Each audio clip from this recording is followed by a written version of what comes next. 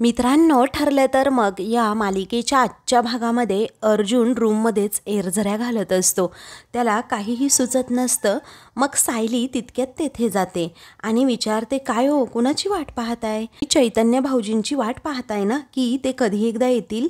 मग आता अर्जुन म्हणतो, हो अगं अगं किती वेळ झालाय चैतन्य गेलाय.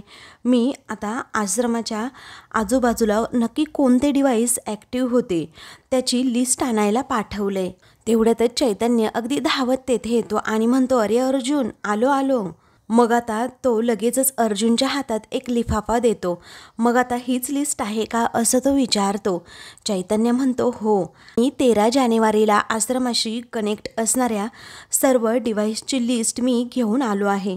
त्यामध्ये नंबरसुद्धा ॲक्टिव्ह केलेले आहेत. असं म्हटल्याबरोबरच अर्जुन ती लिस्ट लगेचच चेक करू लागतो आणि मग सायलीला देखील तितकाच आनंद होतो.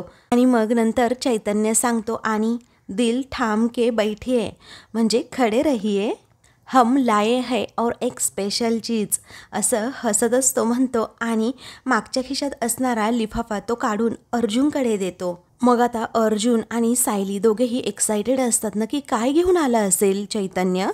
मग चैतन्य हसतच सांगतो, स्पेशल नंबरची स्पेशल इन्फॉर्मेशन.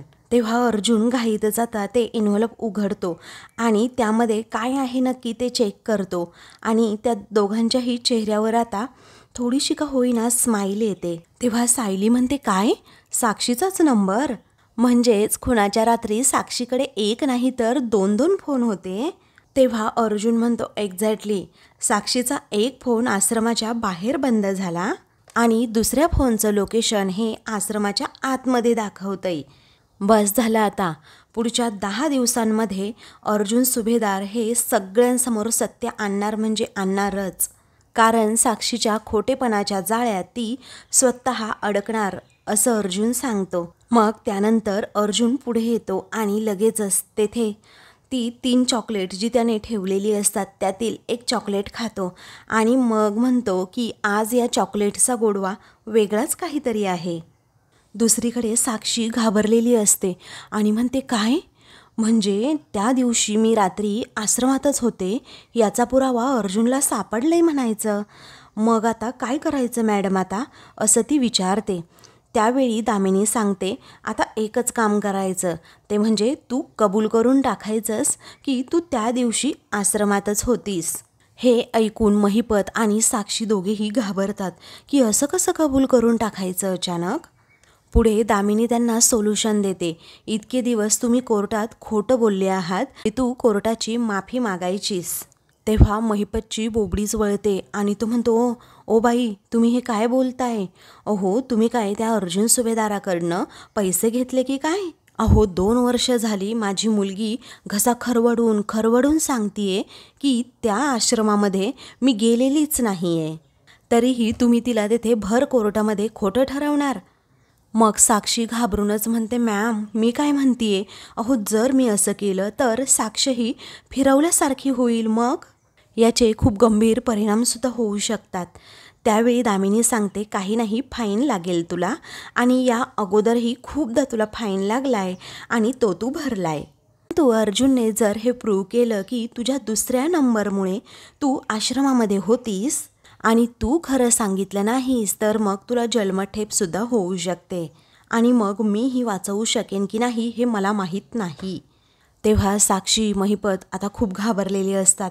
अगदी त्यांच्या तोंडचं पाणी पळालेलं असतं. महिपत म्हणतो, ओ बाई, असं करू नका हां. तुम्हाला अजून पैसे हवेत का? मी आत्ता आणून देतो, पण माझ्या लेकीला वाचवा. मग दामिनीसुद्धा अगदी सडेतोड उत्तर देते की तुम्ही ना एखादी बॅग मला पैशांची आणूनच द्या, कारण तुम्ही हे जे काही माझ्यापासून लपवलं आहे ना आणि त्यामुळे मला जो काही मानसिक त्रास झाला आहे ना त्याचे एक्स्ट्रा चार्जेस तुम्हाला लागणारच आहेत. पण मी तुम्हाला आत्ताच सांगते, विषय इथे पैशांचा नाही आहे. अगं साक्षी, तुला कळतंय का मी काय सांगतेय? अगं जरा नीट आणि शांतपणे ऐक. हे बघ, अर्जुनने जर तुला विचारलं की विलासचा मर्डर झाला तेव्हा तू आश्रमामध्ये होतीस का, तर सरळ हो म्हणून टाकायचं. मी आश्रमात होते, परंतु विलासचा खून मी केलेला नाही. तुला आता कळतंय का, असं दामिनी विचारते. तेव्हा साक्षी कशीबशी आपली हो म्हणून टाकते. दुसरीकडे प्रिया, प्रताप, कल्पना आणि पूर्णाजी हे सगळेजण कॉफी पीत बसलेले असतात. तेव्हा पूर्णाजी काळजीनेच म्हणतात, प्रताप, अरे हे पत्रकार असे अंगावर धावून वगैरे आले ना तर असं वाटतं रे बाळा की हे अर्जुनला मारतात की काय. तेव्हा प्रताप म्हणतो, पूर्णाई काळजी करू नकोस, अगं केसचा निकाल जवळ आलाय ना, त्यामुळे ते त्रास देत असतात. आणि मी तुला सांगतोय, अगं हे पत्रकारसुद्धा नाना त्या दामिनीनेच पाठवले असतील. त्यावेळी कल्पना म्हणते, या केसचा निकाल कधी लागतोय ना असं झालंय मला. मग प्रिया आता म्हणते, तुम्हा सर्वांना किती मनस्ताप होतोय ना, आणि जर तुम्ही केस हरलात तर तुम्हा सर्वांना किती त्रास होईल असं काळजी असल्यासारखं उगीचच ती दाखवते. तेवढ्यातच अर्जुन आणि सायली हे दोघेही तेथे येतात. त्यावेळी पूर्णाजी म्हणतात, अगं अशी काय बोलतेस तू. प्रिया बोलायचीच थांबत नाही.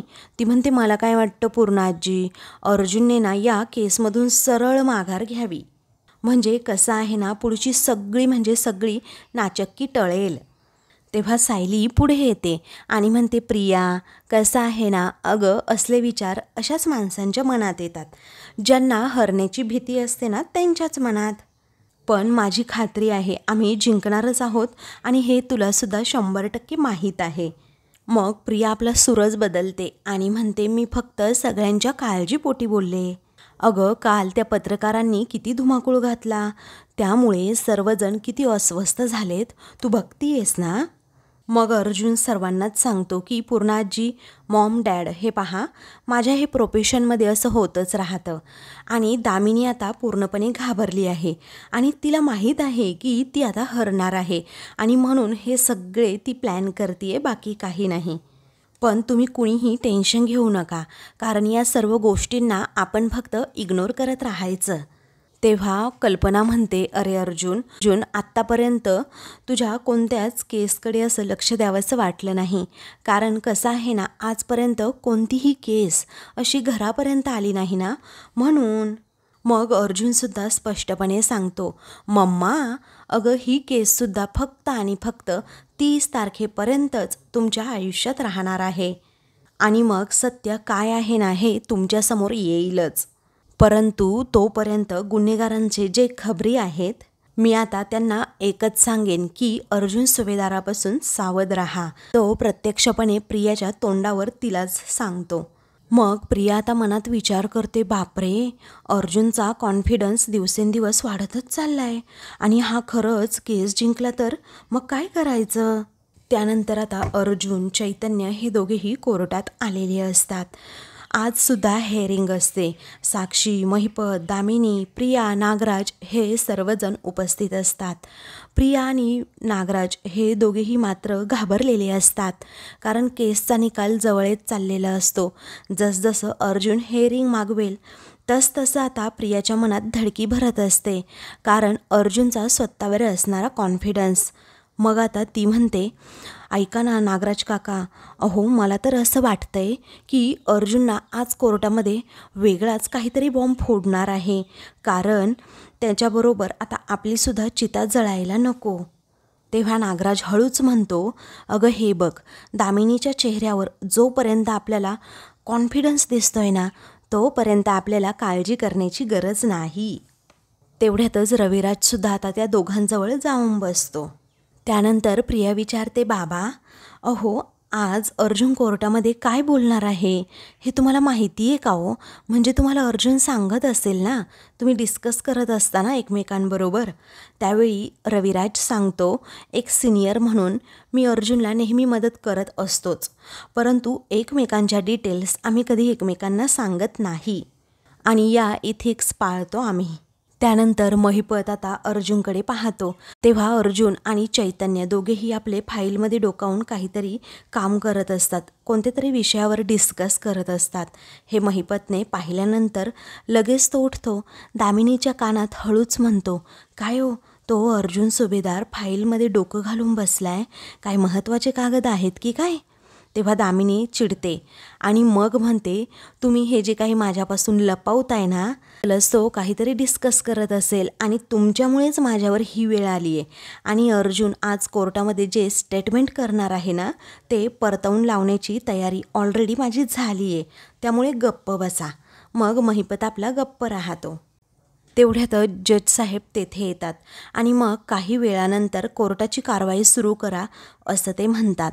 तेव्हा अर्जुन आता उठतो आणि आपलं स्टेटमेंट कोर्टासमोर पुन्हा एकदा मांडू लागतो. तो सांगतो की वात्सल्य आश्रम केस किती गुंतागुंतीची आहे हे वेगळं सांगण्याची गरज नाही. प्रत्येक हेअरिंगमध्ये मिस साक्षी शिखरे यांनी लपवलेली एखादी ना एखादी गोष्ट ही बाहेर पडतेच. आता विलासचा खूनसुद्धा साक्षी शिखरेंनीच केला आहे आणि ही सुद्धा अशीच एक लपवलेली गोष्ट आहे मिलॉर्ड, असं अर्जुन जेव्हा कोर्टासमोर आपलं स्टेटमेंट मांडतो तेव्हा दामिनी उठून ऑब्जेक्शन युअर मिलॉर्ड असं म्हणत लगेचच उठते आणि साक्षीची बाजू घेऊन कोर्टाला सांगू लागते, ॲडव्होकेट अर्जुन सुभेदार यांनी फक्त स्वतःचं ओपनिंग स्टेटमेंट द्यावं, कारण केसचा निकाल सांगण्याच्या फंदात तर त्यांनी पडू नये. तेव्हा जज साहेब ऑब्जेक्शन सस्टेंड असं म्हणतात. पुढे दामिनी सांगते, तसंही ॲडव्होकेट अर्जुन सुभेदार हे प्रत्येक हेअरिंगमध्ये साक्षीच्या बाबतीत काहीतरी खोटं सांगून फक्त साक्षीच्या मनामध्ये गोंधळ निर्माण करण्याचं काम करतात. पण या 2 वर्षामध्ये साक्षीचा विलास मर्डर केसशी किंचितही संबंध आहे हे सांगणारा एकही पुरावा अजूनही त्यांनी कोर्टामध्ये दिलेला नाही. मग आता अर्जुनसुद्धा सांगतो, याचं उत्तर मी ॲडव्होकेट देशमुखांना नक्कीच देईल मिलॉर्ड. मला मिस साक्षी शिखरे यांना विटनेस बॉक्समध्ये बोलवण्याची परमिशन हवी. तेव्हा परमिशन ग्रँटेड असं जज साहेब म्हणतात. ही साक्षी आता पुढे विटनेस बॉक्समध्ये येऊन उभी राहते. कुसुम आणि सायली आता साक्षीकडे खूप रागात पाहतात आणि पुन्हा एकमेकींकडे. तेव्हा अर्जुन साक्षीजवळ जातो आणि म्हणतो, वेलकम बॅक टू मिस साक्षी शिखरे, आणि पुन्हा एकदा तिच्या फॅशन सेन्सबद्दल तिला कॉमेंट करतो आणि म्हणतो, आज तुमच्या ज्वेलरीमध्ये काहीतरी कमी दिसतंय मला, पण यशचं पेंडंट असलेलं लॉकेट तुम्ही घातलेलं नाही आहे का? मग आता लगेचच साक्षीला ते सर्व मागच्या हेअरिंगमधले प्रसंग आठवतात की कशा प्रकारे ते लॉकेटचं पेंडंटचं सत्य अर्जुनने कोर्टासमोर सांगितलं. हे आठवल्यानंतर ती जरा घाबरतेच. त्यानंतर अर्जुन म्हणतो, अहो तुमच्या वकिलांनी तुम्हाला सांगितलं असेल ना की अरे बाबा ते पेंडंट पुन्हा घालून जाऊ नको बाई, कारण अर्जुन सुभेदारने पुन्हा काही क्रॉस क्वेश्चन केलं तर. अर्जुन अगदी गमतीनेच साक्षीची नक्कल करत असतो. त्यावेळी दामिनी म्हणते, हे पहा, अर्जुन सुभेदारांनी आत्ताच्या रेफरन्सनुसार प्रश्न विचारावेत, मागचं काही काढून उगीचच टोमणे मारू नयेत. तेव्हा जज साहेब ठीक आहे असं म्हणतात. दामिनी बसते आणि अर्जुनकडे रागात पाहते. तेव्हा अर्जुन आता म्हणतो, मिस साक्षी शिखरे, मी तुम्हाला आता एकच प्रश्न विचारणार आहे. आता तो प्रश्न असा आहे, 13 जानेवारी 2023 रोजी तुम्ही आश्रमाच्या आतमध्ये गेला होतात की नाही, आणि जेव्हा विलासचा खून झाला होता ना नेमकं तेव्हा, असा अर्जुनने प्रश्न केल्यानंतर साक्षी एकदम अर्जुनकडे पाहू लागते. हा मधुभाऊ, सायली आणि कुसुम हे तिघेही साक्षीच्या उत्तराची वाट पाहत असतात. त्यानंतर साक्षी हळूच महिपतकडे पाहते. तेव्हा महिपतसुद्धा अगदी हळूच तिला इशारा करतो आणि दामिनीसुद्धा. मग साक्षीचा कॉन्फिडन्स वाढतो. त्यानंतर तिला दामिनीचं बोलणं देखील आठवतं की कोर्टामध्ये अर्जुनने असा प्रश्न विचारला तर त्याचं उत्तर काय असायला हवं. आता साक्षी खूप घाबरलेली असते, तिला काय करावं सुचत नसतं. त्यानंतर प्रियाकडे ती जेव्हा पाहते तेव्हा प्रिया मात्र नकारार्थी मान हलवते. मग साक्षीच्या मनात आता गोंधळ सुरू होतो. काय करावं, कुणाचं ऐकावं, दामिनीचं की प्रियाचं? ती आता पूर्णपणे गोंधळलेली असते, घाबरलेली असते. तिच्या चेहऱ्यावर भीती दिसत असते. अर्जुन चुटकी वाजवतो, तिला भानावर आणतो आणि विचारतो की मी तुम्हाला काहीतरी प्रश्न विचारलाय मिस साक्षी शिखरे. मग सायलीला सुद्धा कळत नाही की चाललंय का या साक्षीचं, कारण आज ती जरा गोंधळलेली दिसतीये. अर्जुन म्हणतो, अहो या अगोदर तर तुम्ही कोर्टामध्ये अगदी कॉन्फिडंटली म्हणत होता ना की मी आश्रमात गेले नव्हते, फक्त एकदा गार्डनमध्ये गेली होती, पण आश्रमाच्या आसपास कधी म्हणजे कधी फिरकले नाही. पण आज नक्की कसला विचार करताय तुम्ही? बरं जाऊ दे, आता मी तुम्हाला पुन्हा प्रश्न विचारतो. विलासचा खून झाला तेव्हा तुम्ही आश्रमाच्या आतमध्ये होतात की नाही? तेव्हा साक्षीच्या डोळ्यासमोरून आता तो भयानक प्रसंग जात नाही, कारण तिला ते आश्रमातील प्रसंग सतत आठवत असतात. मधुभाऊ आणि त्याचबरोबर विलास आणि माझ्यामध्ये झालेली ती झटापट, माझ्या हातात असणारी ती बंदूक, त्याचबरोबर माझ्या हातातून सुटलेली ती गोळी आणि मधुभाऊंना लागण्याऐवजी विलासच्या छातीमध्ये लागली आणि त्यातच झालेला तो विलासचा मृतदेह. हे सगळं आठवून साक्षीला अगदी कसं तरी होऊ लागतं. त्यानंतर ती कसंबसं उत्तर देऊ मी खुनाच्या रात्री आश्रमामध्ये गेले नव्हते असं म्हटल्याबरोबरच आता चैतन्य अर्जुन एकमेकांकडे पाहतात. साक्षीने असं स्टेटमेंट का दिलं हेच दामिनी आणि महिपतला कळत नसतं. आता त्या दोघांनाही एकदम शॉक बसलेलं असतो, कारण तिला वेगळंच काहीतरी उत्तर द्यायला सांगितलं होतं आणि हिने असं का केलं ना अजूनपर्यंतही समजलेलं नसतं. दामिनीच्या तळपायाची आग मस्तकात जाते आणि ती रागातच महिपतकडे पाहते. तर इकडे साक्षी विचारते, काय हो अर्जुन सुभेदार, अहो तुम्ही सुरुवातीपासून मला तोच तोच तोच तोच प्रश्न का विचारताय? तेव्हा अर्जुन हसतच म्हणतो, कन्फर्मेशन मिस साक्षी. अहो काय आहे ना, तुम्हाला तुमची साक्ष बदलायची असेल तर तुम्हाला चान्स मिळायला हवा ना, म्हणून मी कन्फर्मेशन करून घेतोय. मग आता साक्षी म्हणते, मला माझं उत्तर नाही बदलायचंय, किती वेळा सांगू तुम्हाला? तेव्हा अर्जुन म्हणतो, ग्रेट, फॅन्टॅस्टिक. मग आता अर्जुन विचारतो, ऐका ना, मला तुमचा फोन बघायला मिळेल का? साक्षी घाबरतच विचारते, पण कशाला? तेव्हा आता अर्जुनने असा प्रश्न विचारल्यानंतर दामिनी लगेचच ऑब्जेक्शन घेते आणि ॲडव्होकेट अर्जुन सुभेदार हे इकडच्या तिकडच्या गोष्टी बोलतायत आणि ते कोर्टाचा वेळसुद्धा वाया घालवतायत. तेव्हा अर्जुन स्पष्टपणे आपला मुद्दा कोर्टासमोर मांडत सांगतो, मी लॉर्ड, मी जे काही बोलतोय, जे काही विचारतोय ते केसला धरूनच आहे आणि खरंच खूप महत्त्वाचं आहे.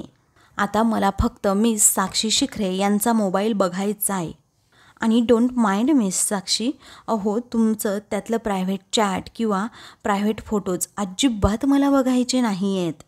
मला ना फक्त आणि फक्त तुमचा हँडसेट बघायचा आहे प्लीज. इकडे कुसुमला सुद्धा प्रश्न पडलेला असतो की अर्जुन असं का बोलतोय.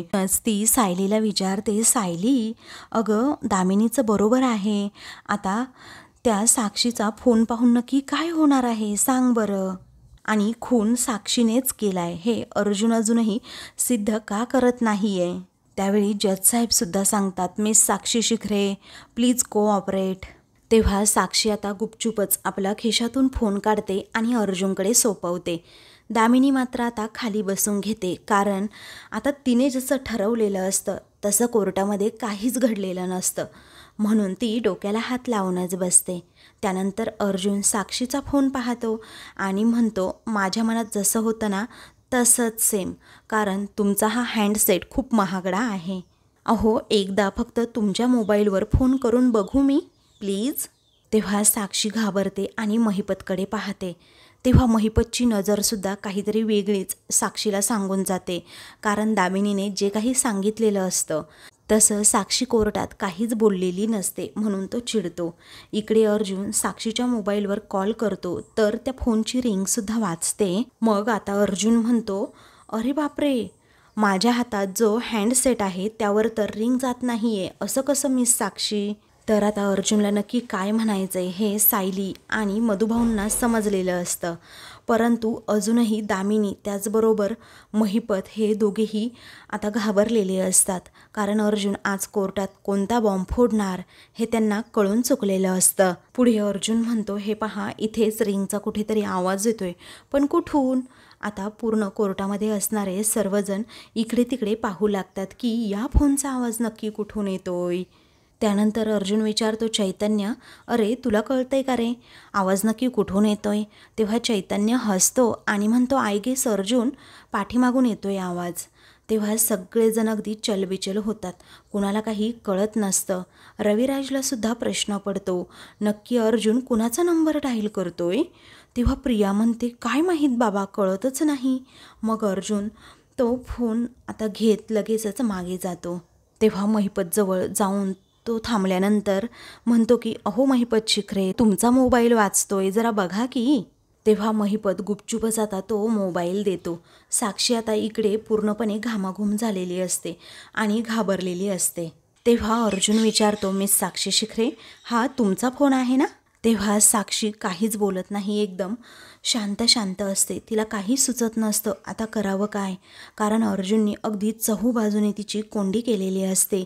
दामिनीने तिला अगदी जीव तोडून सांगितलेलं असतं की बाई, कोर्टामध्ये मी जे सांगितलंय तेच बोल. परंतु साक्षीने आता आगाऊपणा केल्यामुळे साक्षीच्या सगळं काही हा प्लॅन अंगलट आलेला असतो. ती एकदम शांत असते. ते पाहून अर्जुन विचारतो, अहो मिस साक्षी शिखरे, मी काहीतरी विचारतोय तुम्हाला. अहो हा तुमचाच फोन आहे का? आणि आता एकदाच सांगतोय, खोटं बोलण्या अगोदर विचार करा. या फोनचे सर्व डिटेल्स मी टेलिकॉम कंपनीकडून मागवून घेतले आहेत. तो मी तुम्हाला पुन्हा एकदा विचारतोय. असं जेव्हा तो म्हणतो तेव्हा साक्षी, महिपत, दामिनी हे सगळेच घाबरतात.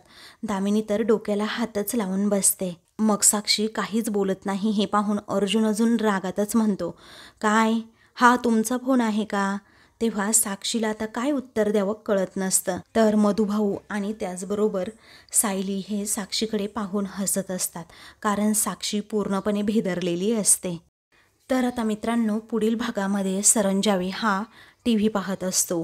तेव्हा आता त्यामध्ये अर्जुनने आज केसमध्ये नवीन कोणती प्रगती केली, त्याचबरोबर साक्षीचा चेहरा कशाप्रकारे त्याने सर्वांसमोर आणलाय, हे सगळं काही जेव्हा ती त्या आश्रम केसबद्दल सांगते तेव्हा सरंजावे जरा घाबरतो. त्यानंतर अर्जुन, सायली सरंजावेकडे जातात. अर्जुन म्हणतो, हे बघ, अरे ही जी फाईल आहे ना, त्या फाईलमध्ये तुझ्या सगळ्या इलिगल कामांची यादी आहे. मग आता तूच ठरव, तुला आमची साथ द्यायची की तुला असाच ड्रामा करत राहायचं आहे. तेव्हा सरंजावेची बोलतीच बंद होते आणि तो घाबरतो. तर आता मित्रांनो, अशाच मालिकेंचे पुढील भाग पाहण्यासाठी चॅनलला सबस्क्राईब करा.